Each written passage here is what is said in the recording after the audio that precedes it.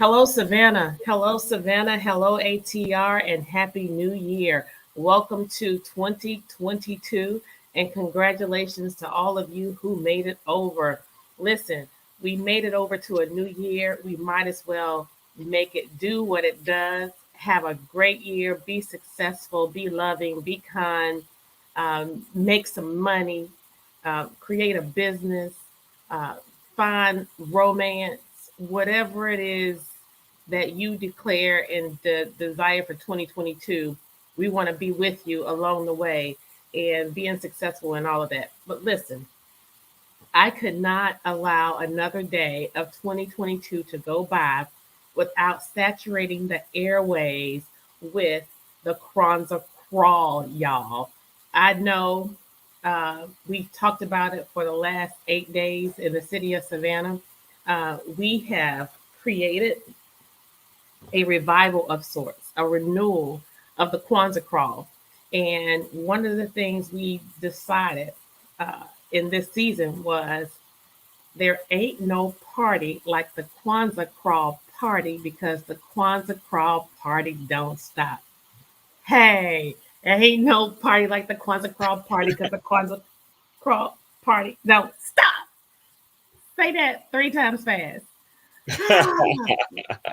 Dr. Teray, welcome, welcome, welcome, and welcome to 2022. Yes, ma'am. Yes, ma'am. Glad to be here. Habari Ghani. Habari Ghani. Habari Ghani. That's What's right. the news? What's the news, Dr. Teray? What's the news for 2022? Ooh. Do you really want the news? Yes, Dr. Teray, we want the news. We have a group of individuals who are going to come on and just big greetings to people and just acknowledge some gratitude for Kwanzaa Krawl. But before we do that, I really want you to just tell us what's the news, Dr. Teray. What's the news? We're going to talk about the wonderful thing. The Kwanzaa Krawl is the wonderful and magnificent thing of 2022. But what's the news is that there have been 4 shootings in the city of Savannah. 4 shootings in the city of Savannah. 4 shootings in the city of Savannah from Friday to yesterday. In less than a week. Right, 88 a week. It's been a weekend. 4 shootings, and Yes. one of them happens downtown in the tourist areas.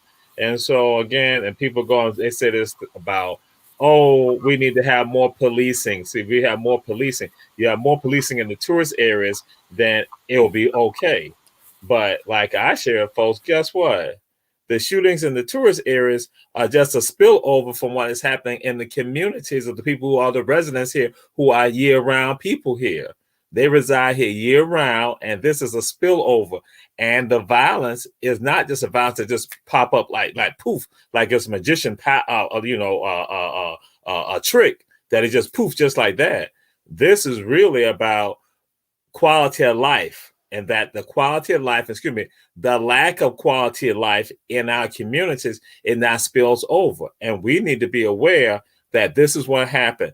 The pain and the anguish in the communities, you hear us talking about the pain and anguish in the communities. What happens is that the longer you let it spread, the more it's going to hit other people. And then you're going to stand around and try to act like it's something brand new. When I'm like saying, no, it's not about more policing. It's about how do you improve the quality of life of residents in this community. Again, I said, the residents, you are concerned about the tourists who are the temporary folks here.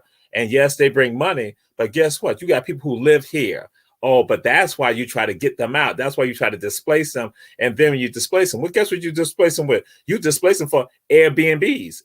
So Alderwoman Kesha Gibson Carter, let me go and tell you, I had some folks doing the Kwanzaa Krawl going to discuss how in the neighborhoods, how they trying to push them out the neighborhoods. And they say, guess what?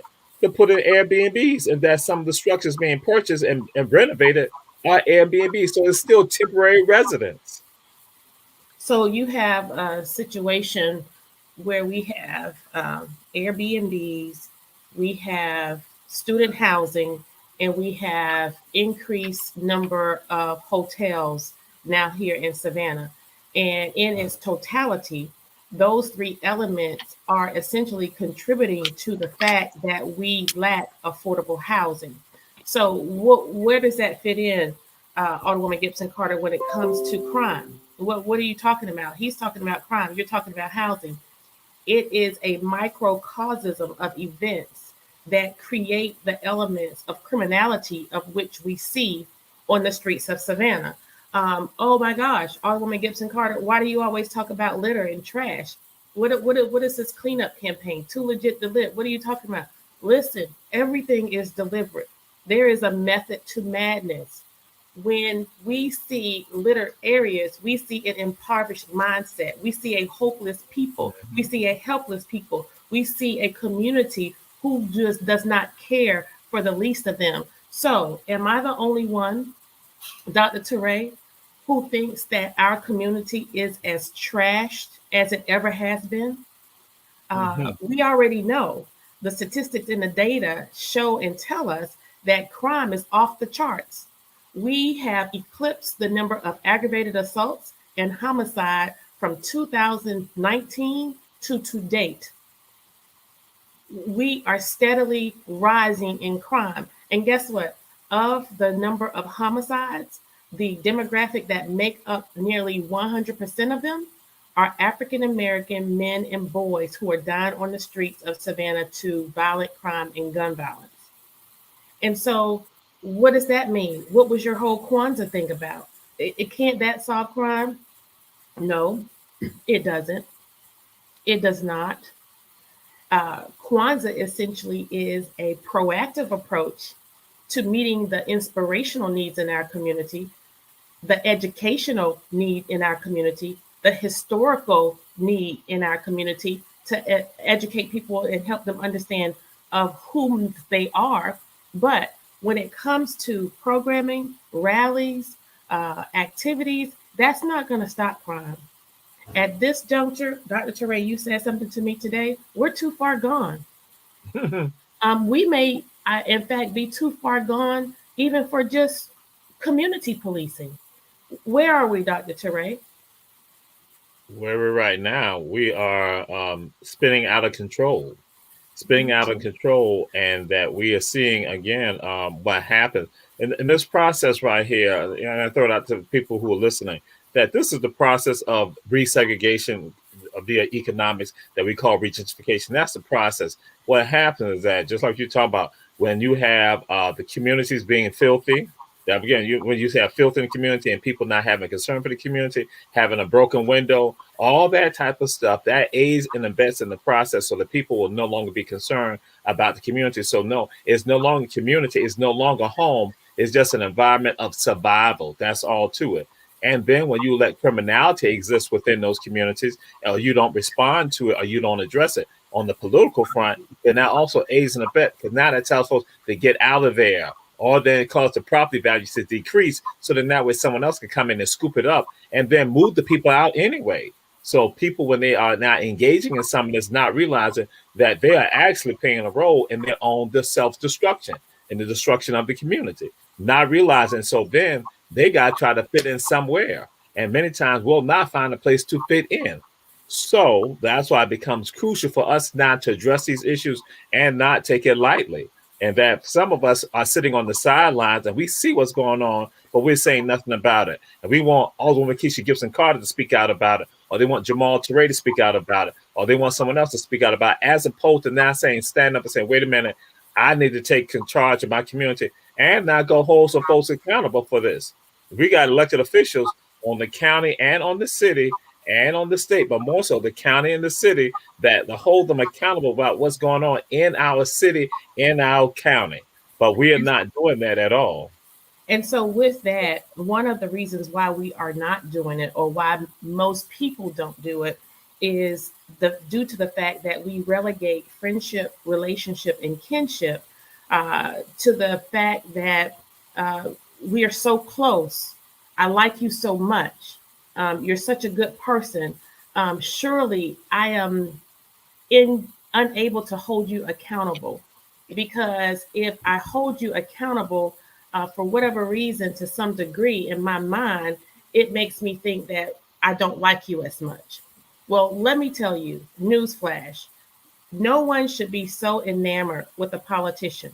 No one should be such good friends with a politician, or pledge such allegiance to an alliance to a politician, to where you are incapable of holding them accountable where your health, your safety, and your harmony in community is concerned.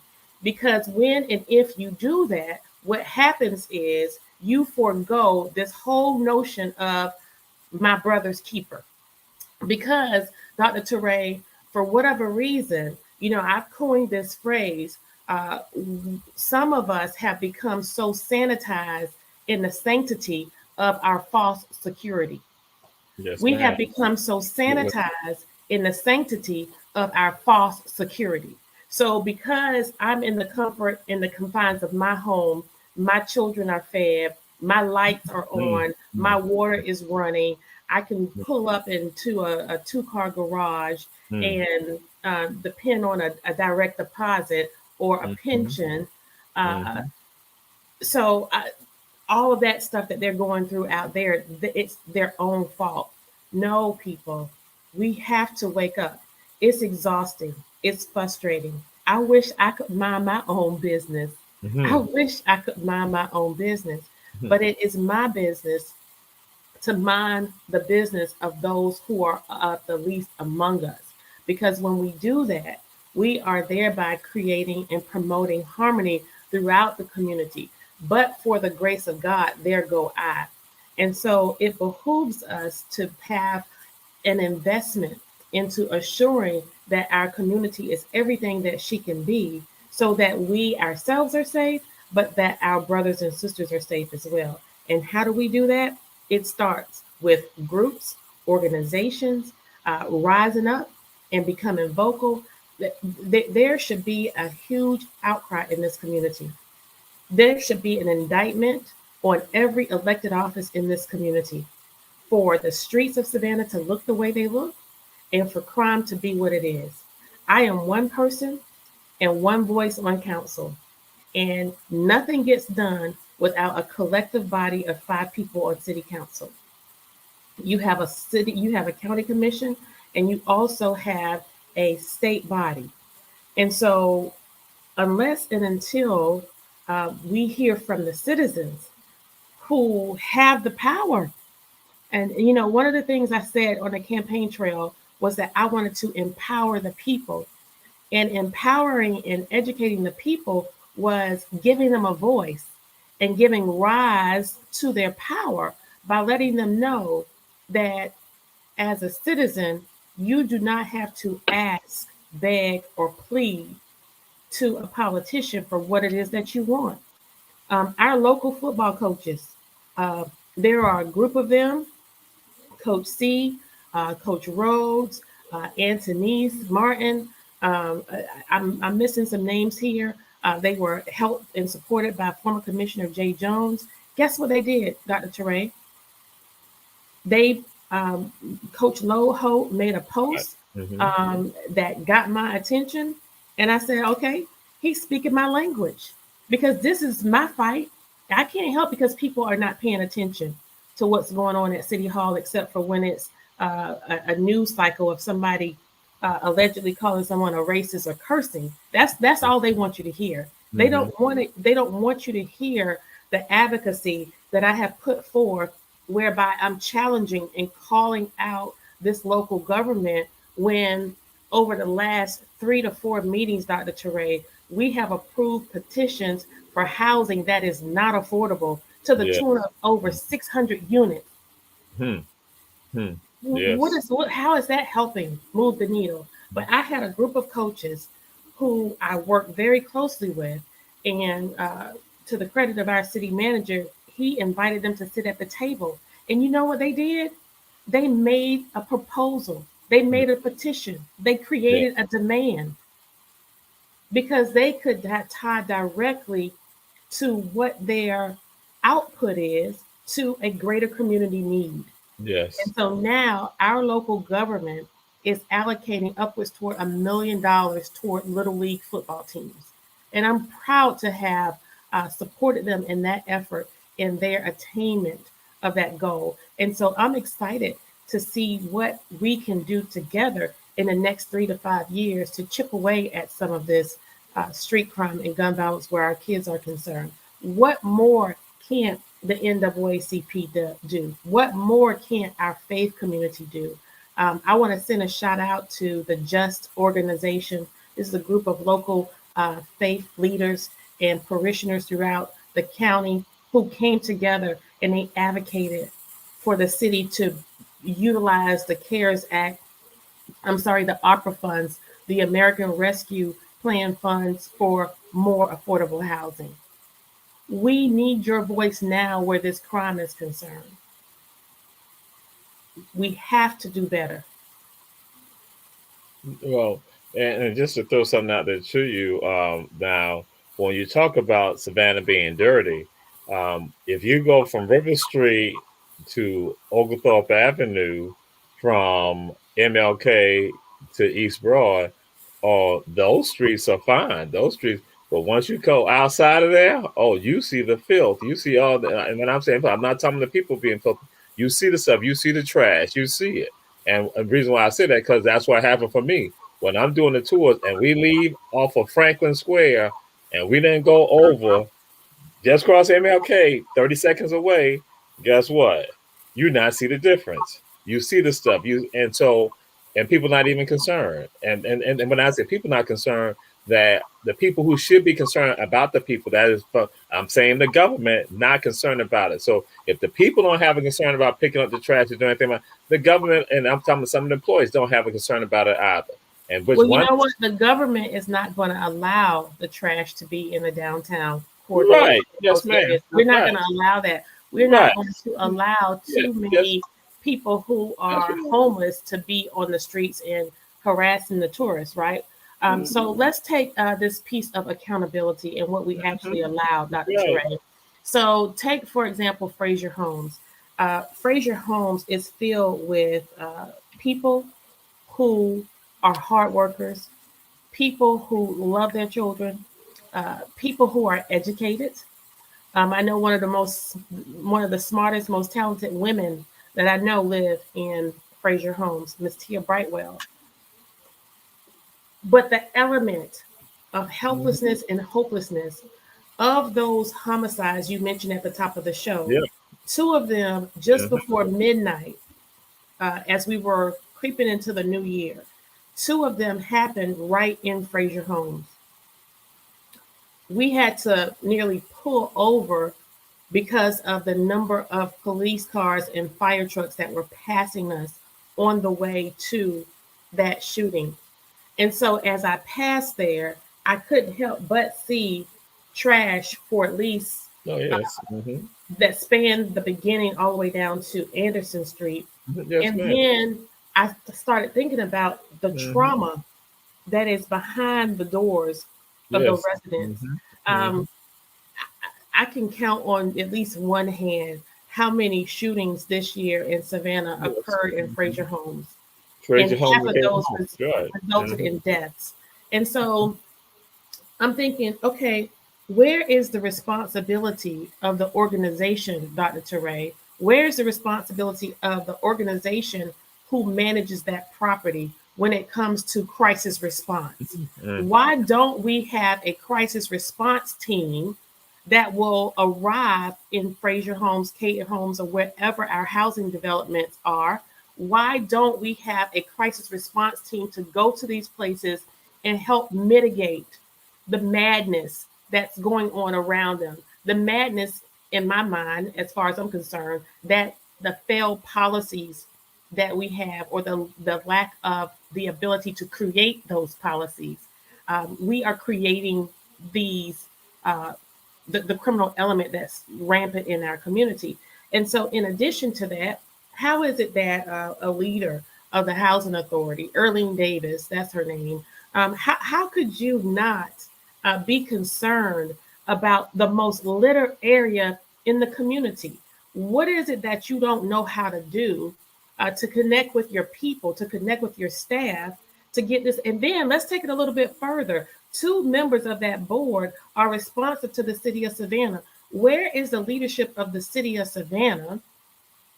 You might say, well, Alderwoman Gibson Carter, what have you done? I have documented accounts of times since the city manager has been here where I have asked for a summit of sorts, for a report of the housing authority, from everything to telling me why it is that we in the city of Savannah think it's okay for a high rise that houses elderly, And senior disabled citizens, people. and handicapped people. Why do we think it's okay for them to have one elevator operable for months at a time? Why do we think it's okay to have people who are wheelchair bound living beyond the first floor in Savannah, Georgia? So if a fire does break out, whether the elevator works or not, they won't be able to get out, because what do the professionals tell us, Dr. Teray? When So there's a that, fire, don't use the elevator. mm-hmm. So what are they going to use? They're going to jump out the window? Yeah. And so ultimately now what we're doing is we're putting our fire department in greater danger. So again, I am one voice. This is my platform. And when I'm not listened to, I use my platform to tell my people where my advocacy has been. And my advocacy has been for greater coverage with regard to our law enforcement, to look at new leadership. I'm just going to put it out there right there to you. We have petitioned and asked for, through 3 city managers, for us to take a closer look at the bleed that we have in our police department. We are losing more police officers than we are recruiting. And is this is this problem that we have in Savannah a policing problem? No. Holistically, no, it's not. But a vast majority of it is, when you consider the fact that we are down more than 100 police officers. And that's just barely documented correctly, because that does not include the ones who are on leave, who are suspended, and for whatever other reason why they're not counted. So, Savannah, we have a problem. We have a problem. And I'm making an appeal to you to demand better from our local government. Well, I'll throw this out there too, that why some of that doesn't happen for us, because sometimes the people who are in charge think that we're not deserving, because we act like and do not voice that we are deserving. So they think we're not deserving. So they don't have a concern about the trash and the litter. So they don't have that concern. And so they make excuses with regards to why nothing is being done for the people. And when you talk about the trauma, again, guess what? They're not concerned because we're not deserving, because that's how we are. Excuse me, let me just put it out there to the audience. That's how Black people are. And go up and let people know that Jamal Touré said it. Black people are not deserving of anything. Black people, they want communities where they are dirty, where they are not habitable for decent people. They do not want education. They do not want jobs. They do not want to work. They like to kill one another, or like to shoot at one another. They like to beat on one another. And so they like to abuse one another, because that is in their nature. That's how they function. So that's what goes on with Black people. So guess what? So I don't have to do anything for Black folks. I don't need to use any of my services, any of my skill sets, any of my education, any of the tools that can help other people. I don't need to do it for Black people. So that's what happens. So guess what? That is the mindset that you have of people in leadership positions, that you're not deserving. So I said to folks, that is not who we are as African people. African people understand their Africanity. They understand the humanity. They understand and they demand that. So when you sit silent and you say nothing about it, guess what? It feeds into that stereotype. It feeds into those lies, that ballywake of lies that they tell to justify why they don't do for you. And they do for other people, but don't do for you. How can you look at other neighborhoods? Excuse me. How can you look at right on the other side of MLK and right on the other side of the East Broad and River Street, that you can see it is clean, it is neat. And people say to me all the time, they say, wow, I like how beautiful Savannah is. Savannah is beautiful. That's what people say to me. But then guess what? When we now go over to Yamacraw, guess what? Oh, that's not the language that they use, because they're going to see the trash that's in the streets right there in front of the house. They see some of that right there. Or they see houses that are not being utilized, that used to have boards on, no longer having boards on them. And they see all that right there. And they say, wait a minute, you got people living here? And I'm like, yes. And I said, this is a densely populated public housing development right here. And don't go and talk about public housing people don't deserve. I'm like, that's a lie. I said, they deserve, and this is what so be community right here. But guess what? Your leadership here in this city, in this county, take the attitude like the other folks. Excuse me, let me go. I'm gonna rewind. I'm gonna get even more powerful. Do not say anything about Donald Trump not liking black people or not looking out for black Ha, people or poor ha. people when you have people who are in positions of power here who do the same exact thing. It's just that again, it's more subtle because we say nothing about it. We see it and Yeah. watch it. And it is scurrilous. Now, those of you who are Trump supporters say that no, he does like black people. I'm just saying, throwing out there the general mindset that people have. So again, it's like with regard to any scurrilous behavior, guess what? It's all subtle. They doing the same thing. So we Listen, should we address are that. we are no longer dealing with the issue of race where these issues are concerned, Dr. Teray. We've seen it time and time again. And I say this out loud, and some people say to me, well, I could never say that because it wouldn't be received correctly. Well, received in the manner of which I'm saying it. So I'm going to say it, and I've said it before, and I'm going to say it again. What we are dealing with in Savannah is not wholly a race problem or a race issue. You and I both know, you more than me, Dr. Teray, that racism will be here with us until the end of time. Uh, yes, people experience racist behaviors and people exhibit racist behaviors still right now to this day.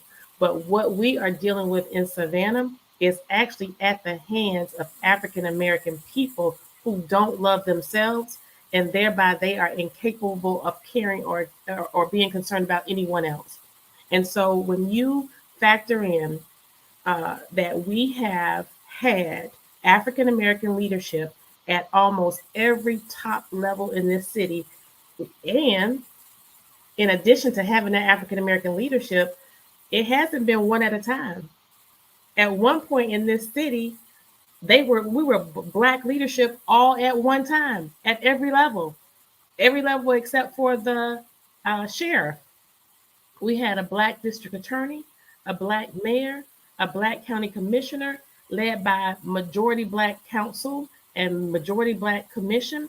We had a black fire chief, a black police chief, black judges, blackity black, black, black, black, black. Black And city what did that manager, a black city black man? city man, Yes. black clerk of council. Yes. And what did that get you, Savannah? What did that get you? It Okay. got you nothing because you know why? Because you were enamored. You were enamored with your politicians just because they looked like you. But let me tell you, it's not enough for people to just be black and be in office.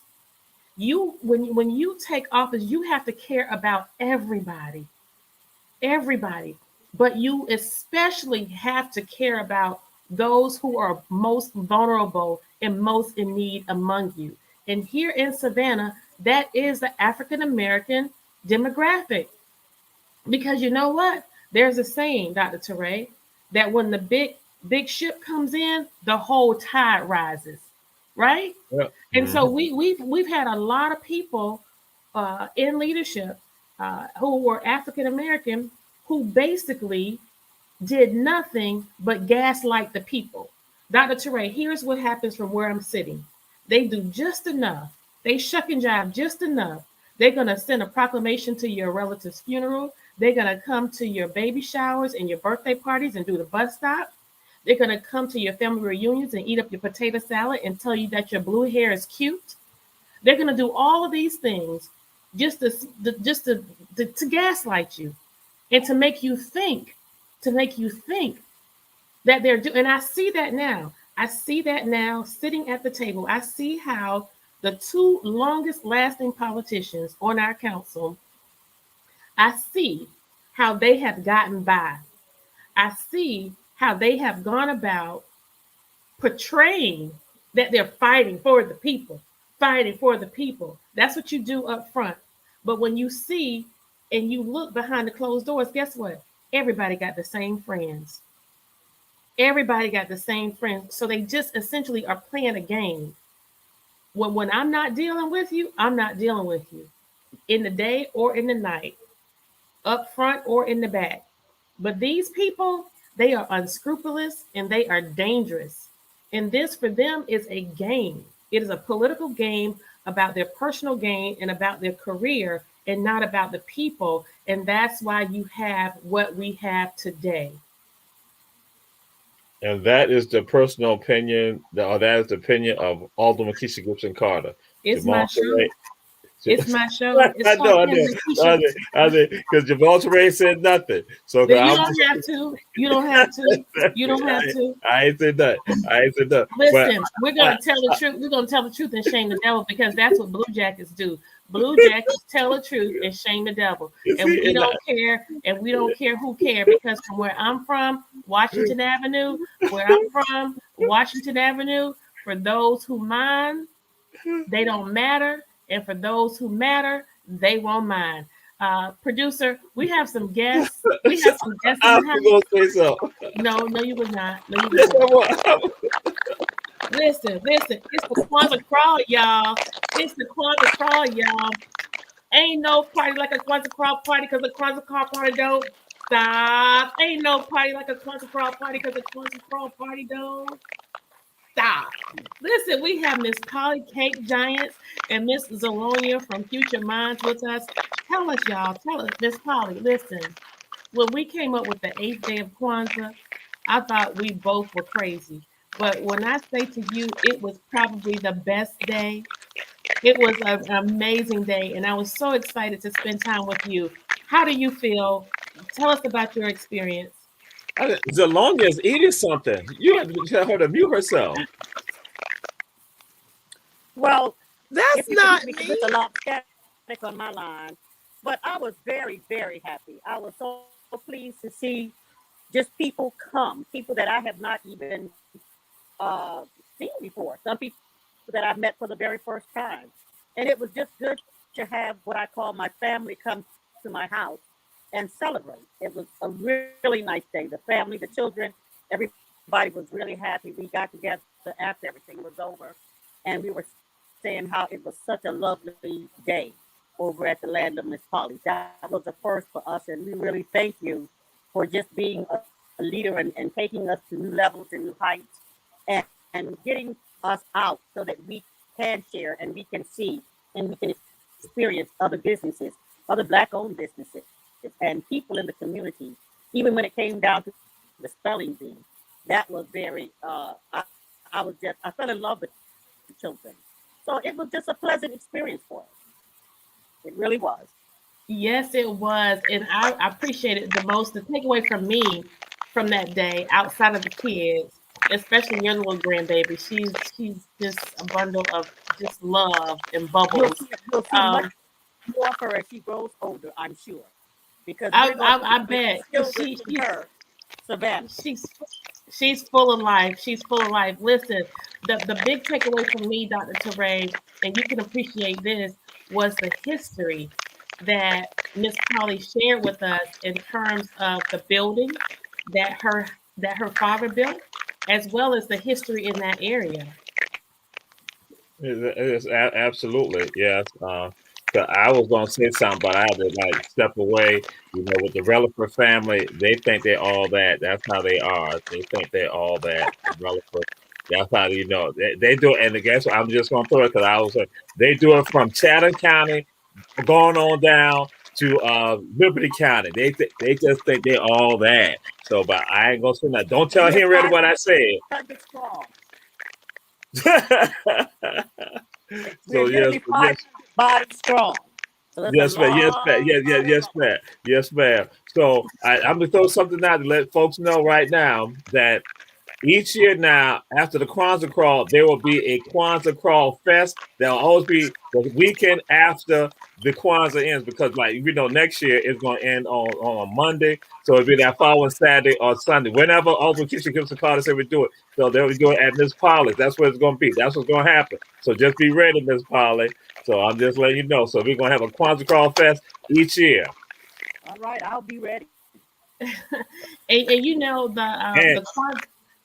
I'm Go saying, ahead. and that shrimp was slamming. That shrimp was those who ain't come. That shrimp was slamming. Let y'all know that. Miss Polly, that shrimp was slamming. All Woo! right, I'll And let Miss you know. Polly, tell us your son's schedule because he was there for the Kwanzaa crawl, but he's a regular there pretty much at your business. So what Yes, are his days and he normally times? opens up around 1 o'clock in the afternoon till around 6:30 or 7. And is that Monday through Friday, Monday through Saturday? That's normally Tuesday through Saturday. Tuesday through Saturday, we can catch him there. Yes. It was so great to meet your family, and you have 4 children or I have 5? 5. I have 4 sons. 5. And and so 4 Miss daughters. Polly and the Cake Giants are your children, right? Yes. Yes, they are. Well, and tell us a little bit about your dad and the work that he did in the area, and the story that you told us about how excited you all were when you all learned that you were getting a new house, and then you looked out the window. And there was a cemetery, yes.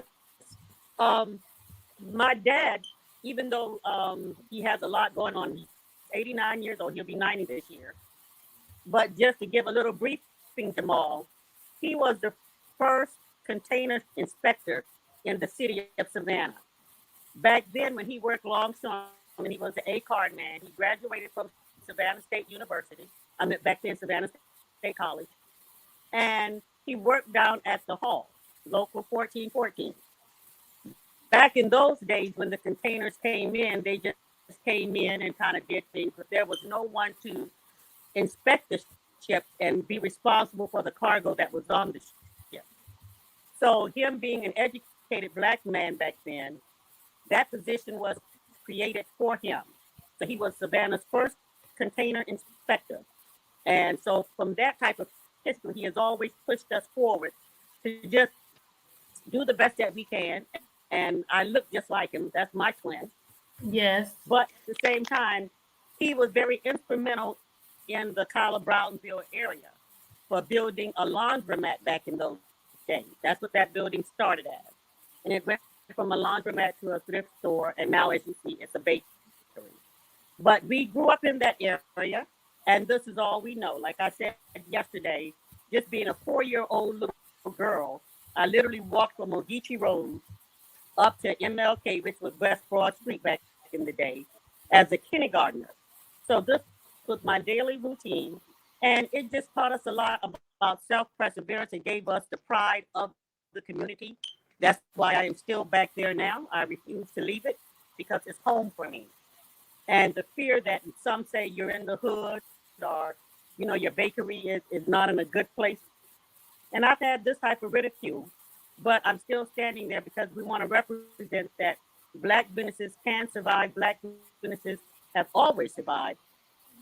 And that we're just going to keep that image up to be a good business whose owner happens to be Black. And we want to make sure that when people come, and they do, from all over the world, they still find a place called Miss Polly's. As a matter of fact, you were speaking about Highway 17 the other day, and we are in the Journal up in Atlanta, the old coastal Highway 17 that leads all the way down the eastern corridor, all the way down to Miami.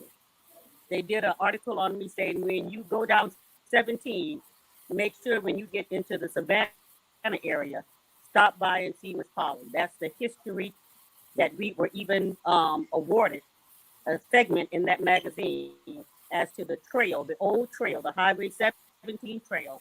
Make sure that you stop in and see Miss Polly. So we've had a lot of accolades just being there on 17. And I was glad when you mentioned about going down to Brunswick and there and keep on going down. I was familiar with what you were talking about.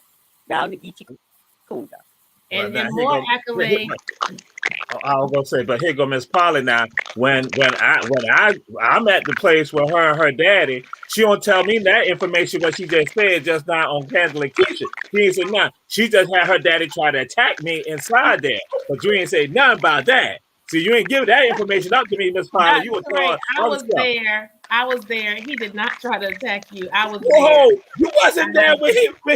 Yes, I was. Yes, I was. God. That's not true. Dr. Touré, you have a problem with telling the truth these days. And you need to stop. We are humble people. We don't normally say too much unless we're asked. But we are humble people. Well, and you're so humble because you did not mention that your family and your business was featured on a TV show on the Food Network. Yes, there you go. We have the Food Network and the Cooking Channel. We had a viewing audience of 9 million.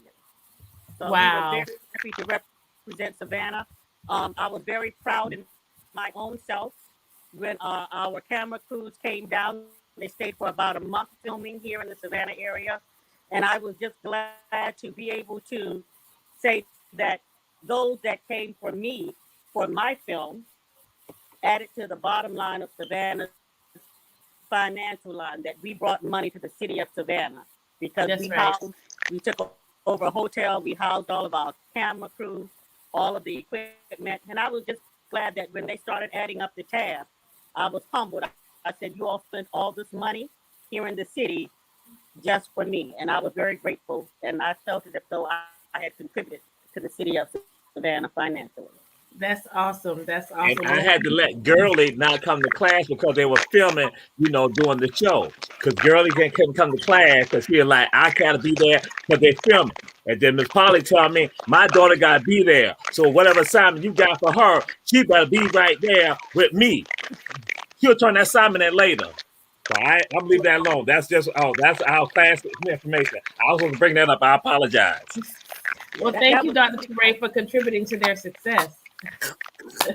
Well, listen, we also have with us Dr. Williams, Dr. Zelonia Williams of Future Minds. We had a handful of elements with the crawl, Miss Polly, that we were able to be consistent with. In addition to creating purpose for the Kwanzaa Crawl by incorporating storytellers, historians, and speakers who can speak to the African American culture and just really bring to life the principles of Kwanzaa. We decided that in addition to creating economic advantage for our restaurants, we also wanted to create the same advantage for our local nonprofit organizations. And so we are a humble little um, program that's really taken off. And so we were able to, in the words of the old church ladies, we were able to bless 7 charities with a little love offering, with a piece of money. And so Future Minds was one of those that we highlighted. Among the other charities were Alpha Bears, as well as Through It All. I call it Ministries with Tia Brightwell. We also had Frank Colleen Boys Club. We had what was the other Unforgettable one? kids. Unforgettable Dream Kids. Yes, Inner City Night Shelter, as well as Save Our Youth Savannah. And so those were just a few of the charities that we were able to support through the effort of the Kwanzaa Crawl. And Dr. Williams, tell us about your experience. And you were there more than 1 or 2 nights. You really got into the spirit of the crawl. So tell us how things were for you. Actually, things went extremely well. What I am glad to state today is that um, we were able to assist 12 individuals with the official GED exam, as well as 8 with the practice GED exam. So for me, that is amazing. And it tells me that my community cares. But what was heartfelt was I was able to recruit 2 individuals to work with them closely to obtain their GED. So it tells me that working in the trenches, working with my community, there are individuals that care. I want to thank you guys so much. I work tirelessly with you guys doing this. We know this best. And I think oftentimes that programs like myself is overlooked. I deal with a special population and those persons that need that tender love and care. And so, what my organization does is we work one on one with these individuals who want to obtain their GED. And yes, it is difficult, but it take persons like in organizations like those that were there. It take individuals like you to take part in what it is that we are doing, because I can't do this alone. And there are funding available, but oftentimes I am the one that get more so the small amount. But however, I do need larger amount to execute what it is that I am trying to do. But what all in all, I just want to say thank you. The experience was amazing. I learned so much. I was able to also shop with individuals there, Black owned companies, um and businesses that were there, and also spend my dollars black. So I'm always there for it, and they also returned the favor with my organization. And so I just want to thank you guys so much for always thinking of future minds first. And it means so much to me. And note that I always state, if you know individual who lack a high school diploma, GED, it is your responsibility to make sure that they have the resources available. And I am easy to find. Um, I'm always in the community, and I'm just going to throw this shameless plug out. You can reach me at Future Minds Literacy and Adult Education on all platforms, as well as if you type in ZEL, it's only my aunt and myself. My aunt is not on Facebook, so you will be able to find me. So we are here. The community is actually paying for you. So the program is free of charge. The only thing that we ask is that you come with an open mind, and that I am not the one that is beating it into you. I just want to make sure that they come ready to learn. And it's 2022. Work is available. Education is available, and we are available. So there's literally no excuse why an individual cannot obtain their GED. And let's make that a goal. And I want to make sure that I'm a part of that goal and their success. Well, and one of the things I want to say is you are being very humble. You're being very humble because you are a serial entrepreneur. In addition to being a nonprofit leader of a very important organization where you help individuals attain their GED. And I think your business, your mission actually is probably one of the most important ways we can eradicate the criminal element from the streets of our city by educating people. But with that said, you also are the owner of Patches, and you cheated us this year because you did not have your vending on Patches, which is a very creative business. And then you have an events planning organization as well as what is it called? Zipped. You have so many businesses. We Z have is for Zipped, we zipper, have Patches, right? and you are an event planner as well. And so we want to thank you so much. And we are hopeful that one day you will be one of the recipients through City of Savannah Community Development grants, because your business is your mission is very deserving. And I'm proud to have been able to advocate for all of the nonprofits who applied for funding through the City of Savannah. Not only did you receive an allocation, but you got exactly what you asked for. And I'm proud to have advocated for that. I have a huge heart for nonprofit and executive leaders because I know how very difficult it is. It doesn't matter what size your organization. I think executive directors of nonprofit organizations are by far the hardest working people. Absolutely. And again, we appreciate you guys. You could have chosen any other organizations, because there's a whole lot more. But we just want to thank you, each and every last one of you guys, from the bottom of our heart, for just going in. And that's one of the reasons why I have my camera off, because I am doing something. I'm in another business of mine. But we know how that is when you just work. You're working, and we just have to put our 2 cents into our community. And so, again, I can't thank you enough on all of our behalf. And we're grateful just to have you be a part. And it was Dr. Teray's idea to pick some of the nonprofit organizations who don't What? get that big name. And yes, What? I need it no. was. Y'all have to record. I need to hear him say that. Do you want to say that, Dr. Teray? See, you notice I was, yeah, Miss Polly and Alderwoman Gibson Carter. Y'all saw I was just silent to them. I was letting her talk. I was letting Dr. Zalonia Williams talk. I wasn't saying nothing. So I ain't want her to try to say. I'm trying to start something with her, because that's what she's trying to say, and I intentionally. So yes, ma'am. That's why I said to our alderman, I said, let us go with some of the nonprofits that people don't go necessarily. They're not the big ones. They're not the ones that, as I said, Mhm. the noteworthy ones. But they're the ones actually doing the work because y'all Right. actually doing the work. Because Right. some people they get this money and they get the money and they do nothing at all. But there are Right. people that we know who are out there doing it. So yes, that's the philosophy that I've had for a long time, and all the women she went along with it. But see now, because like I said, I was being cool. Now, for those of you who are now looking at Kandily Kesha, I will let y'all know something about Dr. Zelonia Williams. She is a hater on Savannah State and also Hershey Stop. Dickens High School. But Dr. I was going to say that now, one thing, one of the best pictures that I saw from Kwanzaa was the picture of she and I together. That picture was great, but don't be fooled by that picture. She is a hater on Savannah State and also at Hershey B. Jenkins High School. I'm going to leave that alone. That's all I'll say. I wasn't going to say nothing, Well, but see, how Keisha, she may pushed I me. end with this? Keisha, may I Yes. end with this? Yes. Oh, Did you Lord. or did you not state that you were going to cross Future Minds out? And did you not say that?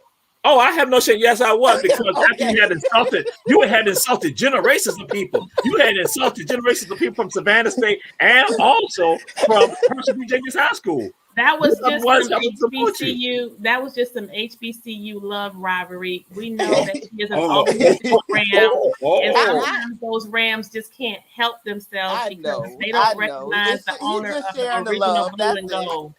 But we're going to let her have that. But listen, y'all, I want to just give some shout outs to a handful of people who sent their sentiments by way of their gratitude for Kwanzaa. And coming from Wendy Bullins of Cool Vibes, the owner of Cool Vibes, says that we thank you for the opportunity and we are so humbled by the love and support. We also, you already said everything you had to say, Miss Zalonia. Gary Gordon from 520 says, sounds good again. Can't wait to next year.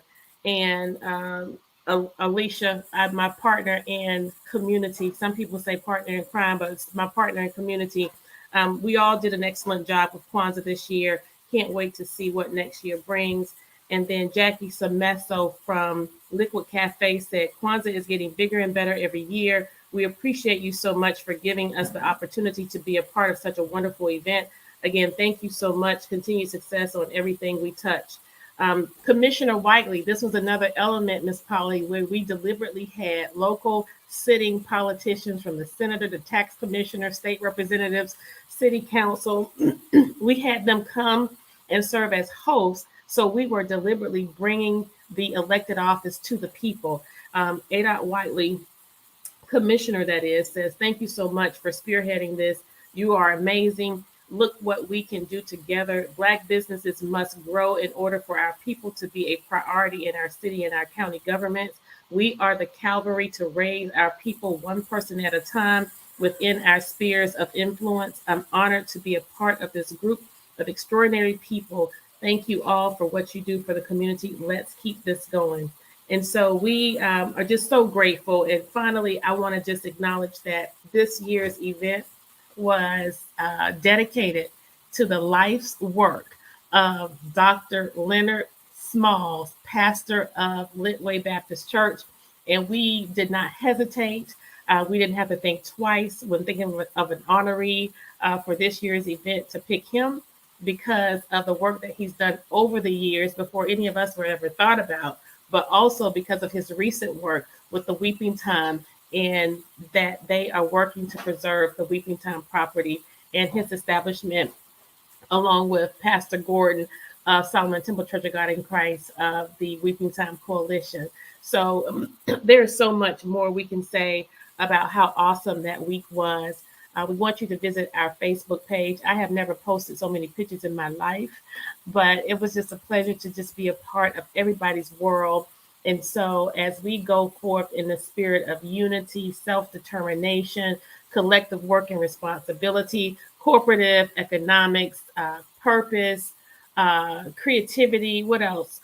Faith, as we go about exhibiting these principles throughout the entire year. And we have a news flash because some people have an idea that we're going to keep this going all year long, Miss Polly. So we probably will be back in this calendar year at Miss Polly's for a day of cooperative economics where we're going to infuse In one sitting, we're going to infuse economics into your business.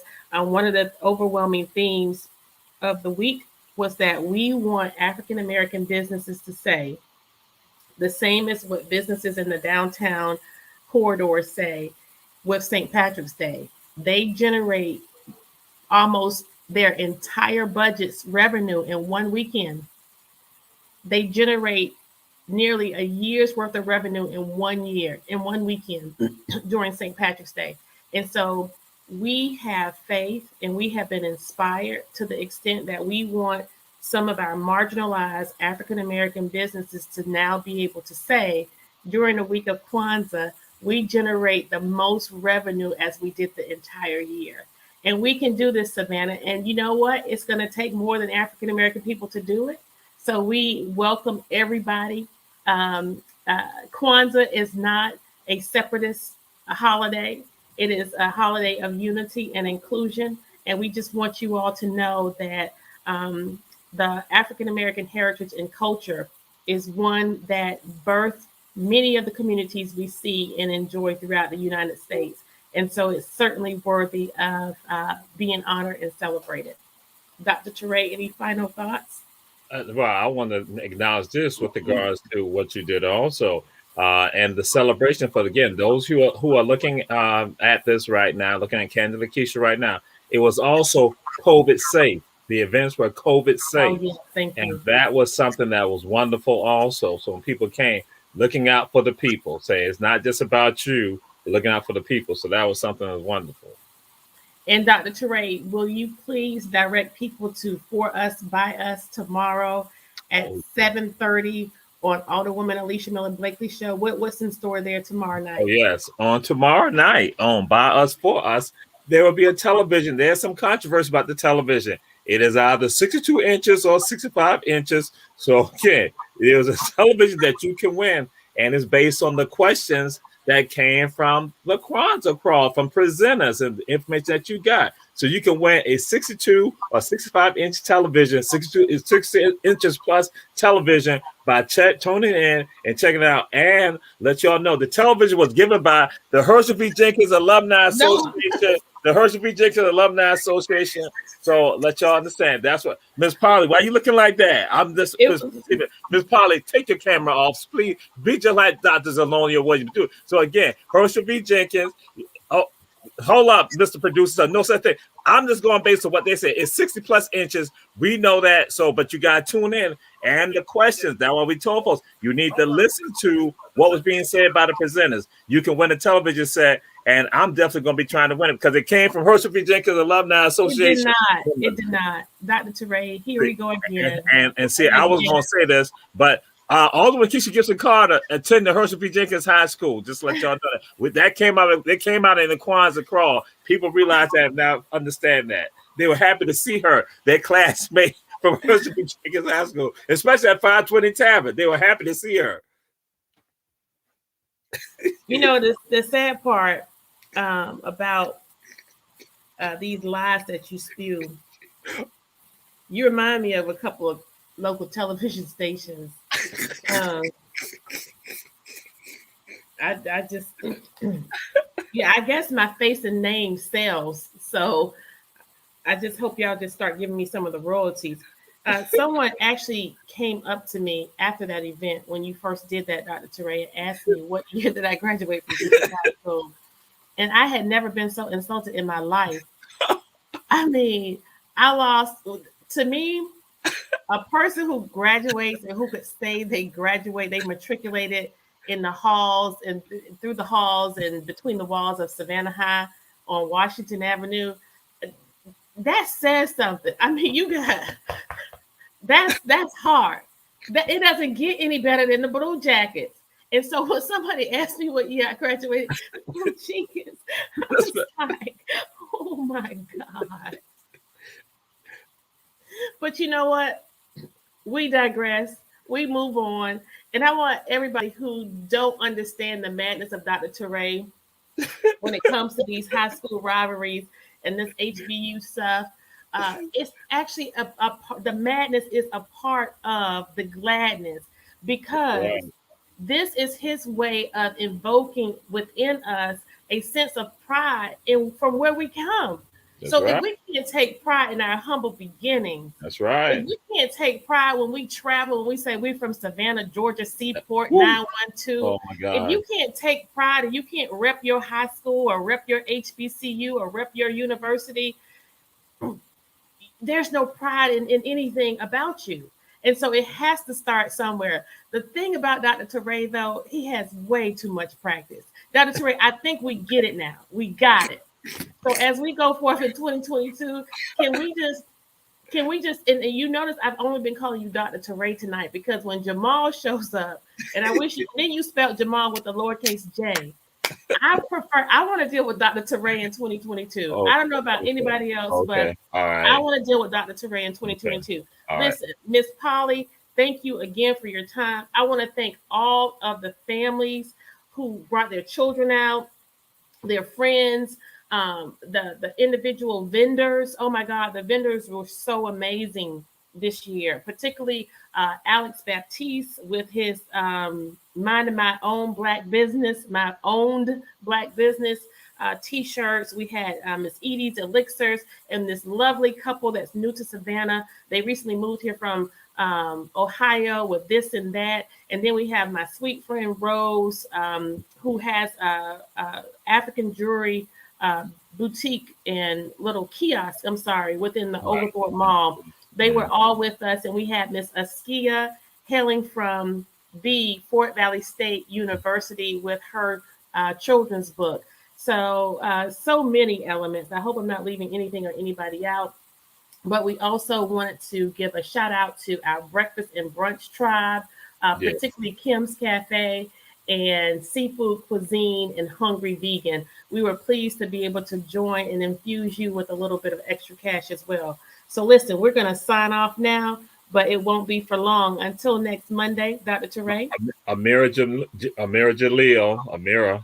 OMG. And I think the producer is going to cue us. So we're going to go out with Miss Amira, who created the Kwanzaa Krawl, y'all, dance. And she also is the winner of the very first spelling bee. And we had a runner up, Miss TT. Miss TT didn't want me to give her real name because she didn't want anybody to borrow any money from her. But Amira won first place, Miss TT won second place, and Miss Maya won third place. So listen, we're so grateful to you all for participating, and we're just looking for bigger and better next year. Right. We're here for it all. We're open to suggestions. So if anyone attended and you want to drop me an inbox and tell me that Dr. Teray spoke too long and to cut him off or whatever, we can make some adjustments on. Just let us know. And Dr. Teray, I give you a hard time because I can, but Kwanzaa Krawl would not be the crawl without you. So we are so, so grateful for your dedication and your support every single night you were there.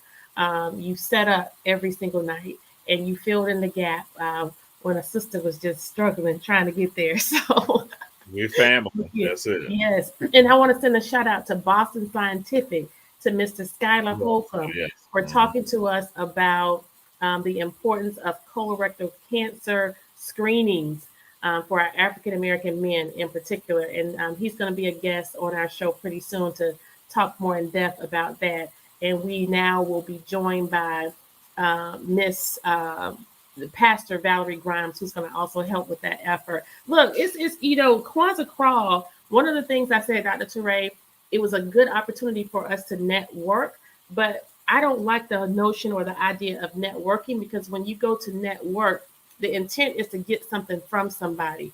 But when you net weave,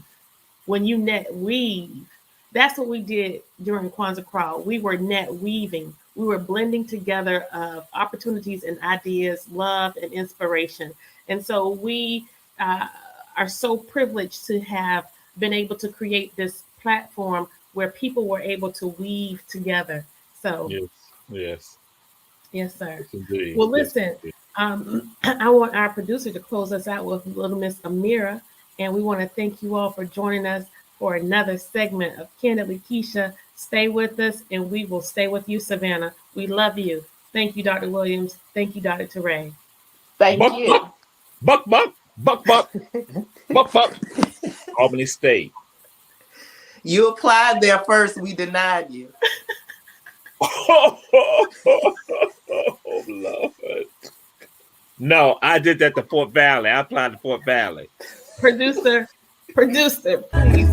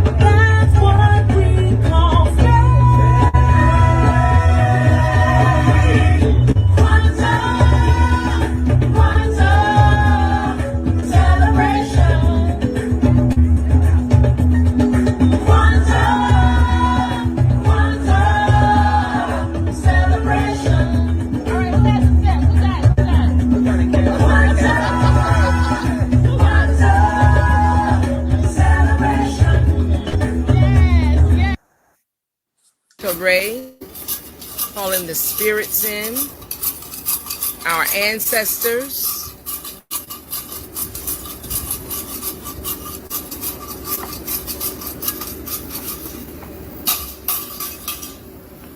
I want my grandkids to see this. Come on.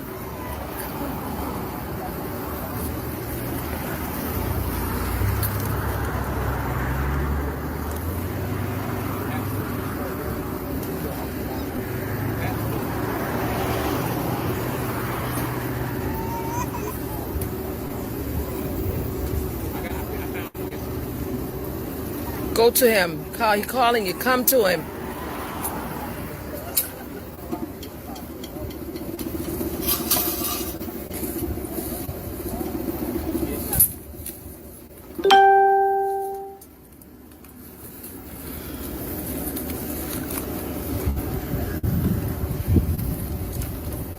Tear it up.